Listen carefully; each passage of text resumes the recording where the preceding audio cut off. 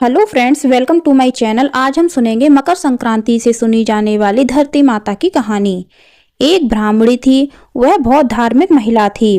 सभी ग्रामवासी उसका बहुत आदर सम्मान करते थे। कोई भी उसकी शरण में आता वह सबकी मदद किया करती थी। मन ही मन भगवान का स्मरण भी किया करती थी।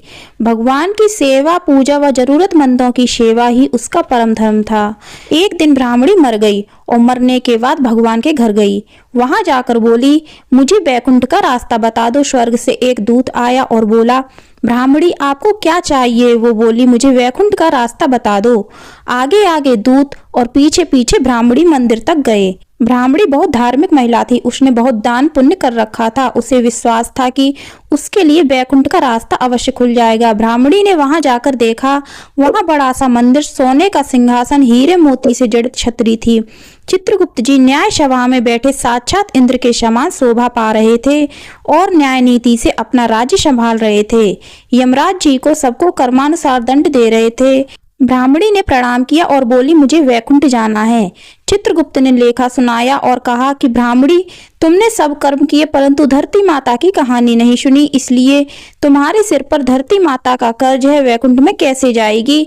ब्राह्मणी बोली, धरती माता की कहानी के क्या नियम है? चित्रगुप्त जी बोले, कोई 1 साल, कोई 6 महीने, कोई 7 दिन ही इसे सुने, पर धरती माता की कहानी अवश्य सुने, फिर उसका उद्यापन कर दे। धरती माता की कहानी सुनने से जाने अनजाने किए गए पाप कर्मों को धरती माता हर लेती है। स्वर्गलोक में धर्म को ही स्थान प्राप्त है। यहाँ पाप के लिए कोई जगह नहीं है। धरती माता की कहानी पीपल के पेड़ के नीचे बैठकर सुननी चाहिए। यह बात सुनकर ब्राह्मणी ने प्रार्थना की, मुझे 7 दिन के लिए पृथ्वीलोक पर वापस जाने दो, मैं कहानी सुनकर वापस आ जाऊंगी। चित्रगुप्त जी ने उसका लेखा जोखा देखकर 7 दिन के लिए पृथ्वी पर वापस भेज दिया। ब्राह्मणी जीवित हो गई। ब्राह्मणी ने अपने परिवार वालों से कहा कि मैं 7 दिन के लिए धरती माता की कहानी सुनने के लिए वापस आई हूँ। इस कथा को सुनने से बड़ा पुण्य मिलता है।